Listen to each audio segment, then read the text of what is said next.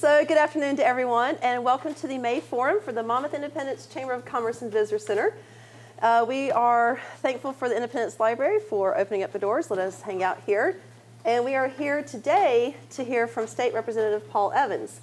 My name is Jean Love, I'm the director for the Chamber, and at the end of his presentation, we'll go through some announcements and quick things like that. But for now, let me go ahead and introduce Paul Evans. He'll give you a recap about the legislative session that just ended, as well as look ahead towards some ballot measures coming up in November. And after he goes over a brief overview of some things, then we'll be happy to take some questions and he'll provide some answers. So feel free to have those ready and waiting for him when he's done. So thank you, Paul, for being here, and I'll turn it over to the podium. Okay, thank you. So first of all, thank you very much for the opportunity to be here. My goal today is to do three things. Number one, talk a little bit about the 2016 session. Number two, talk about some of the things that I think are bubbling for the 2017 session. Three, talk a little bit about some of the ballot measures. And I will hopefully be done with the presentation part by 25 after or a little bit before, so you can ask whatever questions with the goal of handing it back to Jean by 45. So she has plenty of time to do what she needs to do. So in the spirit of hopefully be good, be quick and be done, that's my approach today, all right? So to begin with, 2016 was a 32-day session. For those of us that remember when there were just biennial sessions, this was the first really robust session we've had in an even-numbered year. I say that because prior to this point, even sessions had either been for special circumstances, they had been for trying out a every year annual session approach, or last session, last cycle, very modest priority, modest agenda. As you heard from the news, this particular legislative session was full of all kinds of things. Some of those I'll go over today, but really my focus about the 2016 session is to tell you about the things that you probably didn't hear about. One of the unfortunate circumstances of our current political reality is that you hear about 80% of the time is consumed with about 20% of the actual material, which means there's about 80% of the stuff that's actually probably pretty good that most people never hear about, and I want to emphasize that for the small business community today. So to begin with, we are in a world where we have sessions on odd years and even years. I started with that. I want to emphasize the fact that what we did in the 2016 session was in many ways a continuation of the 2015 session. Yes, legislation has to be redrafted and reintroduced, but in many ways those conversations don't just stop. And I want to emphasize that because there was a lot in the press saying, oh, they're trying to rush through these bills that have not been vetted, not been discussed. And the fact of the matter is, whatever you may have liked or disliked about the bills, they had actually been brought up many times before, and the conversations had been begun. And I want to emphasize that because I'm actually quite pleased with, given the circumstances, what we were able to do with some of those high value issues. So let's start with what we were able to accomplish over the last 2 years and move forward. As you know, in 2016, we implemented a 6-year strategy for a regionally based minimum wage. Here's how I characterize that particular legislation. It is not perfect, but it did in fact take into consideration all of the things we wanted people to be taking into consideration. Portland's economy is Portland. There's no way and no reason for the rest of the state to try to compete with Portland. There are some rural areas around the state that just, quite frankly, have specific circumstances that relate to their economics that suggest that they should be in their own category. We needed longer than 3 years to be able to burn in a minimum wage. I emphasize that because there were at least 2 ballot measures, one of which would have gotten to the ballot that would have put before the voters a 3-year spin-up instead of a 6-year spin-up for minimum wage. I believe at the end of the day, over time, Oregon will be proven to have made the best decision possible given the minimum wage and the landscape and the pressures on wage, the pressures on purchase power, and the pressures on small businesses. I know that for a number of sectors, this is going to be a harder lift than in some others, and we're hoping and planning to spend part of 2017 trying to find tax credits and rebates to help especially small Oregon employers, with the burdens associated with a longer-term cost index. That said, given the circumstances and what we knew was going to be going to the ballot, I believe the legislature actually did the right thing. Second, the legislature put into law an agreement. It's always nice to wade into a fight when there's actually an agreement on the table about getting coal out of our inventory in terms of energy production. By 2040, the state of Oregon will not have coal as a part of our inventory, part of our portfolio. I emphasize that because this wasn't done simply by legislative fiat. It was, in fact, an agreement that the environmental community and the energy producers came to the legislature with, saying, look, all things being equal, this is going to happen, so if it's going to happen, let's actually do it in a way that makes sense for most people. I think in that particular case, the legislature came together, we tweaked it a little bit, we made sure that public utilities weren't hurt accidentally, which was a big concern for especially the co-ops in Salem and the municipal electric utility in Monmouth. We were able to put in a couple of amendments, make sure that it was a little more fair, and at the end of the day, I believe it's a better piece of legislation that would have been, had it gone straight to the ballot. Those things you've probably heard about. What you might not have heard about are investments in K-12 education, community colleges and universities, the millions and millions of dollars put into workforce development, trying to better align what we're teaching in our schools, hopefully to better align with what's needed in the workplace, what's needed in your small businesses, what's needed in the production areas around the state. One of the bills that I'm both proud of and believe will do a lot of things was a priority bill of mine, Senate Bill 1565. Senate Bill 1565, co-chief sponsor with Senator Boquist, is in many ways a bet on our local farmers, our local producers, and it is an attempt to provide a new tool for rural industrial development. And I say that, rural industrial development, very carefully. What we mean when we talk about that is for those wineries, like Illahee, like some of the others around the area that are trying to get the capital to continue to build and build out their production line, Senate Bill 1565 provides the counties a permissive tool to allow for a 5-year hold on value-added, meaning that the taxes for the value-added property put into place, so that in essence the winery or the distillery or the new food processing facility wouldn't really have to be paying for the cost of the new development, new value, until it's able to be sold in the market. It's a 5-year window. It's not forever. It's not something that can be renegotiated. It's something that is designed specifically so that when small and medium-sized producers are trying to develop, they have a little bit of a window, if you will, or an umbrella to be able to put value into their facility, which is linked to jobs and productivity, and then all of the property comes back online for taxation at the end of 5 years. It's a modest step.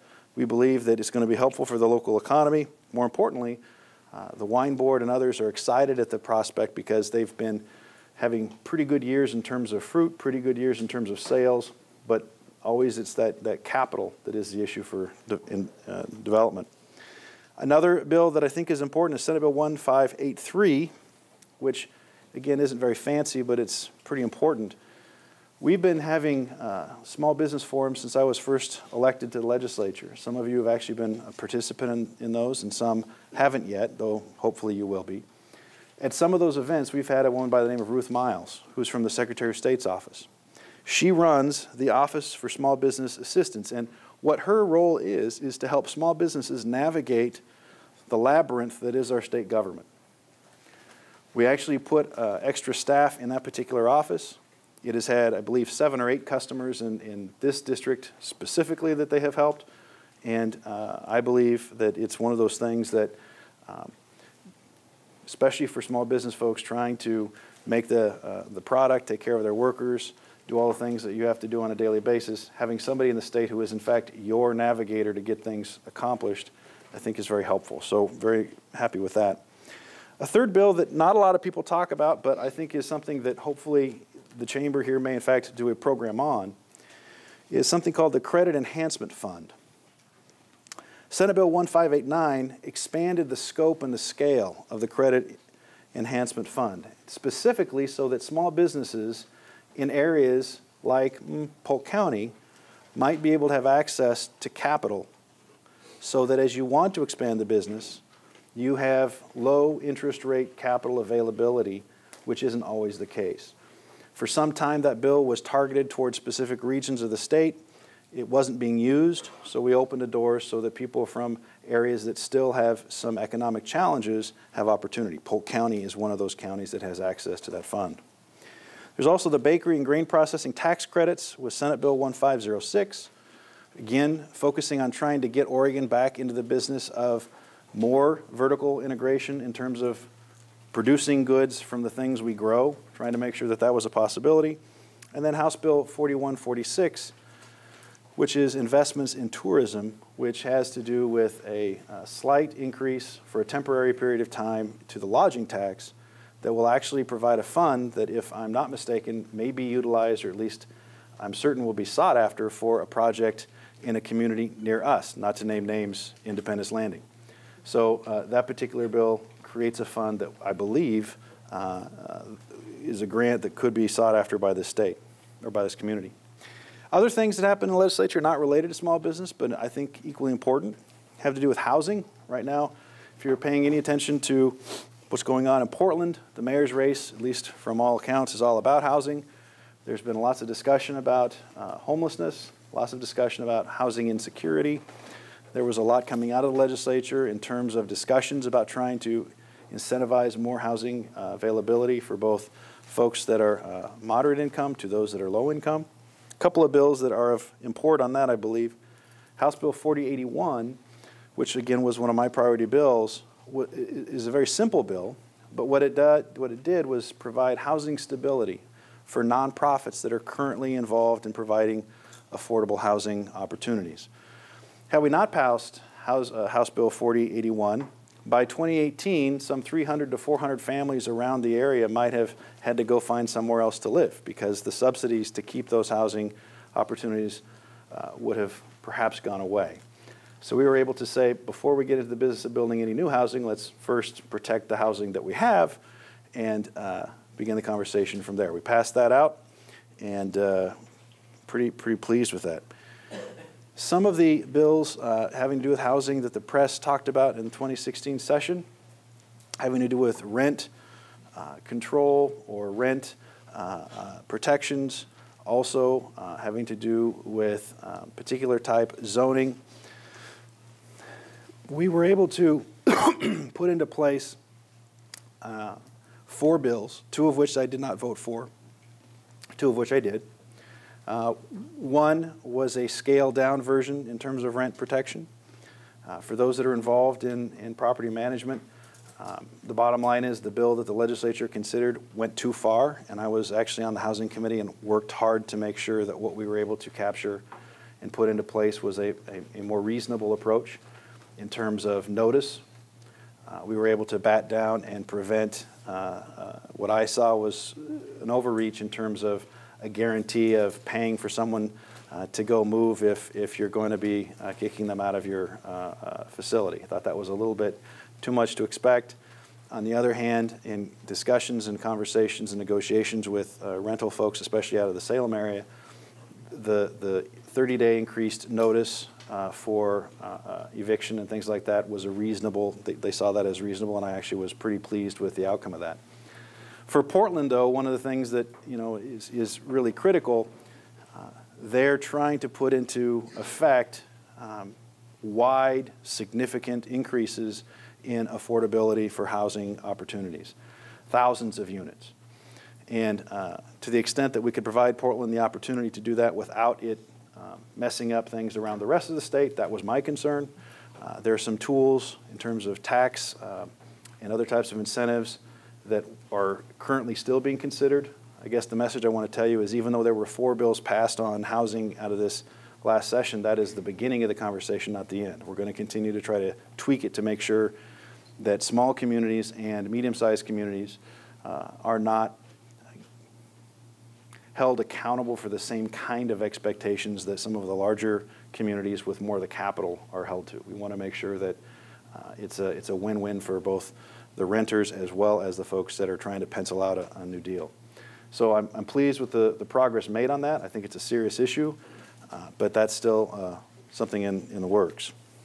The last bill I want to talk about for the 2016 session before I basically open up for questions is a bill that I had been trying to get passed since 2007 in many different ways, many different forms. House Joint Resolution 202, which was my priority bill and has been a priority for me personally for some time, was not a perfect outcome, but was a pretty close to perfect outcome. And long ago I learned that if you can get half a loaf or better, you take it and smile.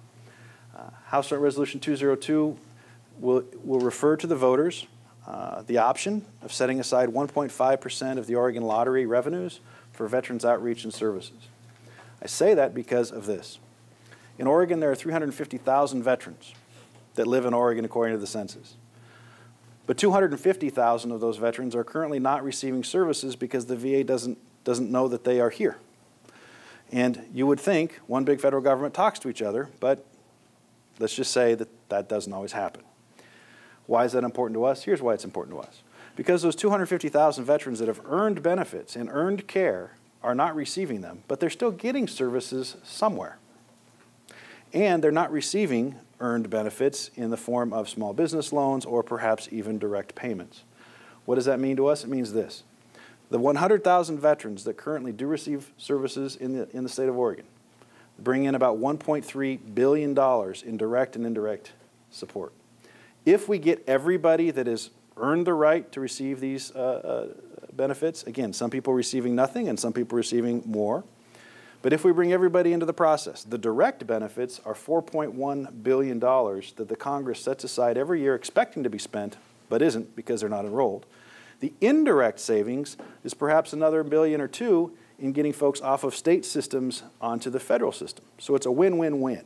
It's doing the right thing, it's cost-effective, and it actually will provide money in a lot of communities because a lot of rural communities have disproportionate numbers of veterans. So it's an important bill. It went through the process. There were some interesting moments of drama involved in getting it out of the building. A recent poll tells me that it's about a 70 to 72% approval rating throughout the state.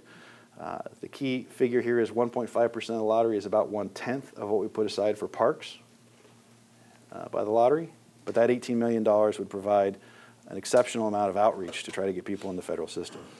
So that's the 2016 session in a nutshell. I'm not going to try to stand and tell you that it was a pretty session. I'm not even going to try to do that. There's only so much lipstick you can put on a pig. I will tell you that I believe the best democracy, the best republic, the best Oregon comes when people sit around a table and argue it out to where they find some type of compromise. And by that measure, I actually believe the 2016 legislature will go down as one of the more productive sessions, even if it will not go down as one of the more fun sessions. We have a lot more work to do, but all things considered, in the economy we find ourselves with a much better situation in terms of employment, a much better position in terms of global opportunity. I think we did what we needed to do with the resources that the public gave us. So I'm going to stop there and open up for questions. The question is, the governor and Ron Wyden trying to change the voting procedure. I know Senator Wyden introduced a bill that would have vote by mail for the federal elections. Yes. If that's what you're talking about, then yes, I do know about it. I have a sneaky suspicion it will not get very far this session, though I will say that truth in advertising, I had always had some doubts personally about how closely people checked the signature block and everything else until this last cycle where I got much more familiar with it, and I was impressed with the security systems that are in place. It is a much more resilient, much more safe system than I thought it was even up until 2 years ago. So again, I'm not sure that would be my priority, but I know that Senator Wyden wants to make sure that states that have made voting harder for people are told and given an alternative to making voting easier for people. I don't know what will happen with that, but I do know that he's introduced federal legislation for that. Mm-hmm. Other questions? The comment and question about the minimum wage, I take very seriously. We had a number of conversations between 2015 and 2016 with small business forums, discussions, roundtables, and the situation was this. 68 to 72% of the people were going to vote for the $13.50 in 3 years. That was going to happen. What we did was try to push it off to 6 years and regionalize it so that people in Portland and people in Salem and people in Burns aren't necessarily on the same cost of living, so they aren't on the same push. Now, having said that, I voted for it, and I would vote for it again tomorrow because I believe that we do have to do something about getting wages back to a point where people have an opportunity to earn more by working than not working. That said, and this is the part that a lot of people forget when I try to say it, that was the first piece, and it would have been my second piece, but because of the ballot measures, it was my first piece. The second piece is now trying to find ways to make sure that business owners in Oregon, 100 employees or less, have the tools and other trade-offs in terms of credits, in terms of rebates, that were in the works, but we weren't able to vote on in February because they weren't quite finalized. We have currently a task force with a colleague of mine who represents the Falls City area. He is pushing hard to try to come into the 2017 session with small business rebates that are specifically for that. I have a couple of ideas, if given the opportunity to come back in 2017, that are based on distance in Oregon to get around some of the legal issues related to some of the prohibitions that the federal government has in terms of trying to help small businesses in your own state. We're trying to find ways around those based on carbon footprints to help small businesses that are actually using products from local providers because of the impact on the environment when you actually do that. So I absolutely understand your frustration. My dad is a small business guy with 3 employees, and he also was frustrated. The fact of the matter is, I wrestled with the specifics. I, however, was much more comfortable with the legislature affixing the solution so that if we needed to adjust in the future, we could, as opposed to a constitutional ballot measure where we wouldn't have any flexibility. And that was a call I had to make. Never lied to you. I may disappoint you, but I'm never going to lie to you. I appreciate the candor. Well, the question is, in the last many sessions, has there been a bill that would basically dispose of bills that are no longer effective? And the answer is yes and yes. When it comes to tax credits, for example, we have a very driven chair of the House Revenue Committee who takes exception to the fact of any tax credit that doesn't have a sunset. And we are actually on a 6-year cycle where every tax credit is reviewed through sunset. And if the way the sunset works in Oregon is you need to pass a bill to extend it or else it dies. So you got to get enough steam up to actually vote in the affirmative to extend it as opposed to the other way around, which is actually very helpful because you end up with losing, like this last session, we got rid of some tax credits that no one really used, or at least they weren't really producing the kind of outcomes that we were expecting. So, and again, tax credit, that's a term of phrase that is in fact a subsidy. I mean, it's a different term, but it is in fact an expenditure. So we do have some of those processes in place. I had a bill that I was encouraged strongly to wait until I'd been in the legislature a little longer that would require a sunset on every piece of legislation, that we have a review of every bill, every law, because I think, to your point, that we sometimes have an idea that then becomes a bill, that then becomes put into the bureaucracy, that then becomes a program, that then becomes a budget item, and then becomes something that everyone's afraid to change. And I'm looking forward to hopefully giving the opportunity to put that into place again. I think some bills may not need a sunset, but I think it should be by exception. I think that the state government is capable of doing a lot of great things. I think that government is neither the problem or the solution. We're supposed to be a facilitator, but if we get so much entangled in our own policies and rules and bills that have become too old and aged to actually be helpful, we're chasing our tail. We can't really do that. Sure. Before I begin with that, yes, the question is, will I talk about IP 28? Before I get to that, I want a raise of hands of business owners that are currently doing $25 million or more in the state of Oregon. Okay. I want to emphasize that figure because IP28 has to do with a particular type of corporation that is currently doing sales above $25 million in the state of Oregon. And then, if passed, the sales above that $25 million would be taxed at a different rate. It has been packaged by folks trying to push it as new revenue and opportunities for rebuilding the infrastructure for the state that have been lost largely because of Measure 5 and 4750. I think there's a lot of truth there. For the folks that are trying to fight IP28, the Oregon State Chamber of Commerce being chief among them and Associated Oregon Industries, they've been trying to create an environment where they've defined small business as something other than the definition that is in fact in the ballot title. This is a very complicated issue. It has not yet been filed, so I don't take public positions on things that have not yet been filed. What I will ask everybody to do, however, is to read the bill very carefully because I think on the one hand, it is more complex than some people want to believe it is. On the other hand, I believe it affects far fewer businesses than perhaps some want to say it affects. And I say that because what the emphasis is that there is a fundamental understanding that there are some companies in the state of Oregon that treat Oregon and Oregon's economy much like a colony. They don't necessarily invest a whole lot here. In fact, one who will remain nameless has been rumored to give out the Oregon Health Plan application at hiring, and they hire at just under 40 hours a week to make sure that they don't have to pay insurance, et cetera, et cetera. And a lot of those profits go to their headquarters back in some place not here, Arkansas. Not to name any names. In the real world, most small businesses are paying your taxes. In fact, in many ways, you're paying a lot more as a small business than you do proportionally as a larger business.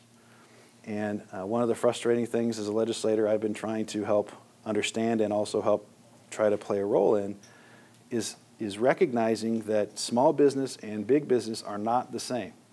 Yes, all about profit, all about treating customers well, but in many ways, we need to have a redefinition and a reorientation about how we can actually help and keep small businesses growing and recognize that the language that some people use when trying to achieve larger corporate goals may not actually be as helpful to small businesses as it first sounds.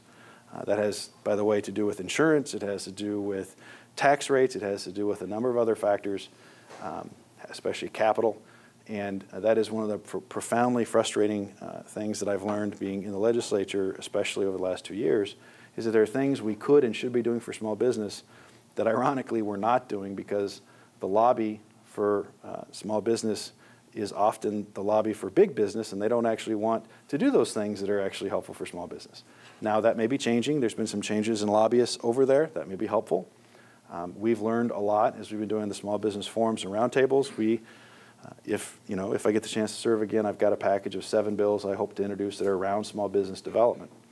But when it comes to IP28, the proponents will say it will raise a whole lot of revenue for the state of Oregon. I think it will. I also have been around the block long enough to know that if it does pass, there'll probably be some rewrites to minimize some of the impact to some of the corporate interests because the money numbers are that big. If it doesn't pass, I believe that folks will look back upon it not passing and say that it was an opportunity missed and be very frustrated with some of the statements that were made to defeat it because I believe at the end of the day, Oregonians actually want the truth when they're making hard decisions. All I want is an honest discussion by the state of Oregon in terms of how we want to fund the services that we say we need to be competitive in the 21st century and how everybody can pull their weight, whatever proportionate weight that may be. What I do believe is small business right now, from, again, my dad's experience and my own experience, I believe that too much weight has been put on your shoulders, and we're trying to find a way to help reorient that. But it's not going to be fixed overnight, and it's not going to be fixed with one ballot measure. Right. The question is for folks at home, does the $25 million figure really create some artificial winners and losers because it's a set number in terms of really not being true to the story of the sales and what those are? For example, high tech, where a lot of capital goes into the equipment, it may sell and it's a very high rate, but the margins are actually very small. Yes, it absolutely is open to that. That said, it was written in such a way that future legislatures can redefine some of those perspectives. So again, without getting into too much of advocacy or opposition to this particular measure, it is written in such a way that it knows it doesn't know everything, and it will allow the legislature to tweak it. On the other hand, it is a different way of doing business than we've done before, and it does say above a certain sales, again, in Oregon sales, that those sales figures will be held at a different rate for taxation than below the 25 million. It was not the way I would have written it. Having said that, if the voters pass it, I think it will probably be it can do much more good than harm, provided we're able to rectify some of those definitional issues. And again, it hasn't gotten to the ballot yet, and there's a reason it hasn't gotten to the ballot yet. People are trying to figure out ways to make sure that some of the concerns that are absolutely legitimate concerns are agreed to before we go into the mix. Great question. What to do about the circumstances when the bureaucracy puts into effect administrative rules that are not aligned with what the expectations were of the legislature, or far, far beyond what was ever anticipated by the legislature. And the answer to that is yes and no. As a legislator, one of the things that I learned and have tried to learn from Vicki Berger, my predecessor, is the longer you're there, the more you can watch where the levers are to be able to influence those outcomes.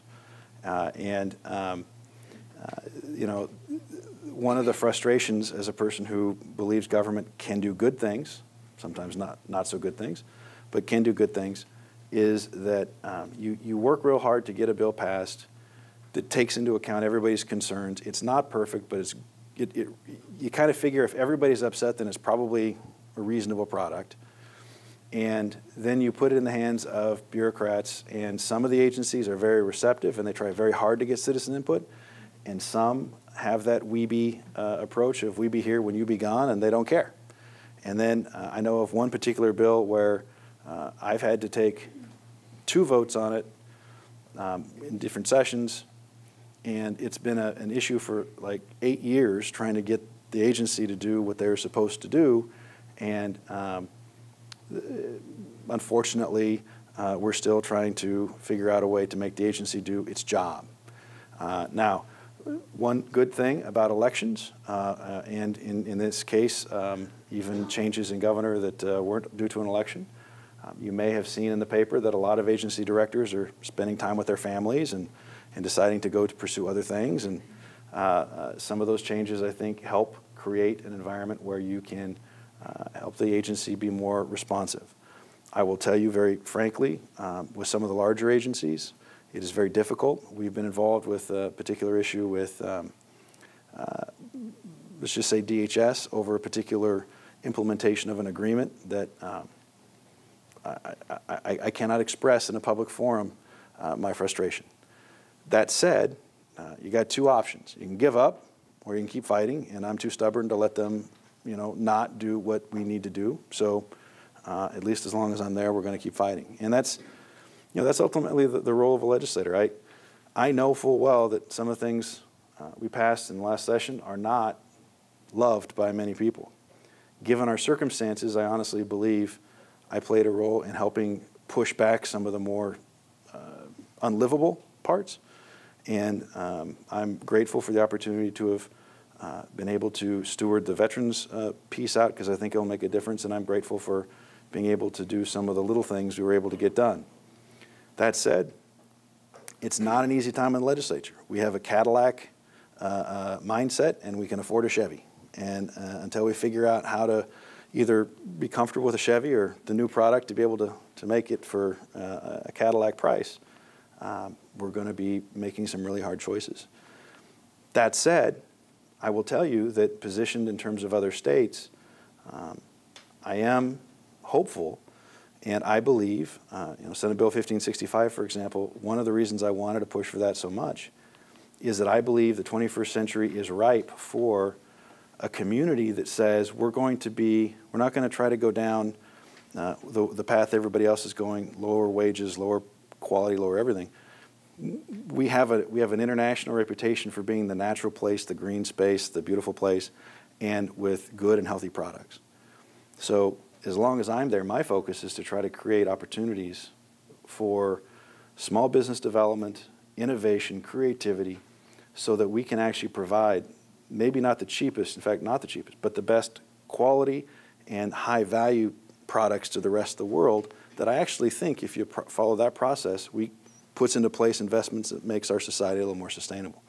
But we're in that real tough transition time. And I don't pretend to have all the answers. I'm still learning the questions. But it's I believe this session we answered some issues that were staring at us in the face, and that in 2017, hopefully, we can clarify and reward the small businesses. It's an interesting fact people don't think about. You guys and gals know every day, but over the last 6 years, 80% of the nation's wealth has come from small business. It's not from big business. Well, we should probably make it a little easier for small businesses to actually succeed. And given the constraints, we have some ideas to do that. But we're only halfway there. I think the question is, are there any conversations, at least that I'm aware of, that have to do with party rule changes? Because effectively these are party rule changes. I think that there is an understanding and an expectation that if you are a superdelegate, or whatever we want to call them, that has an at-large vote, you should be representing and reflecting the will and spirit of the electorate. That said, I think there are people in another political party, perhaps not the Democratic Party, that wish they had more superdelegates in this particular instance, because they are freaked out about what will happen if, in fact, what appears to be the reality occurs. I don't know that this year is going to be the most productive in terms of rethinking the Democratic Party rules because of that. Having said it, I believe that when you're elected to do a job, there are moments of conscience where you have to think through it, and if you believe what the people want isn't good enough for them, that you put yourself in an at-risk position. Having said that, 9 out of 10 times you do what the people want because you were elected to be their steward. So I can't answer for them. I do believe at the end of the day, this presidential election, whoever you decide to vote for, will be one of the most history-making elections, whichever way, and that historians will look back upon 2016 as either the year the country went wide one direction or the other direction.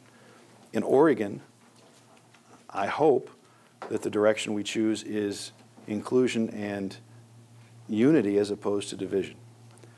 But that's just me. After spending 20 years in the military and lots of years overseas fighting wars, I would like it if our country actually came back together again and celebrated and did some really cool things in the future instead of continue to fight. But that's just me and my aspiration.